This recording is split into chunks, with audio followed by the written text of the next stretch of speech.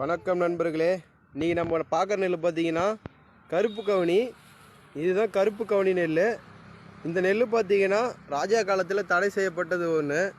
இது ஏன் தடை பண்ணாங்கன்னா, இது வந்து எல்லாருக்கும் கிடைக்கக்கூடாது அப்படின்றதுனால ஒரு குறிப்பிட்ட மக்கள் மட்டும் சாப்பிட்ற ஒரு காரணத்துக்காக தடை பண்ணிட்டாங்க. இதில் வந்து பார்த்தீங்கன்னா நார் சத்து, புரதச்சத்து அதிகமாக இருக்குது. அப்புறம் வந்து இதோட வலிமையை பார்த்தாலே உங்களுக்கு தெரியும். ஒரு வேல் எவ்வளோ அடர்த்தியாக இருக்குமோ அந்த அளவுக்கு பாருங்கள். ஒரு இதுவும் பாருங்கள், கனவும் பாருங்கள் எப்படி இருக்குன்ட்டு. இது வந்து பார்த்திங்கன்னா குறைஞ்சபட்சம் ஒரு 6 அடி வரைக்கும் வளரும்.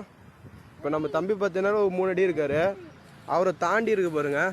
இங்கே பாருங்கள் நெல் எத்தனை அடியில் இருக்குது பார்த்தீங்களா? இதுதான் இந்த கருப்பு கவுனி. கிட்டத்தட்ட பார்த்தீங்கன்னா என் ஹைட்டுக்கு மேலேயே இருக்குது. நானே ஒரு 5'2" இருக்கேன். ஆனால் என்னை தாண்டி இருக்குது.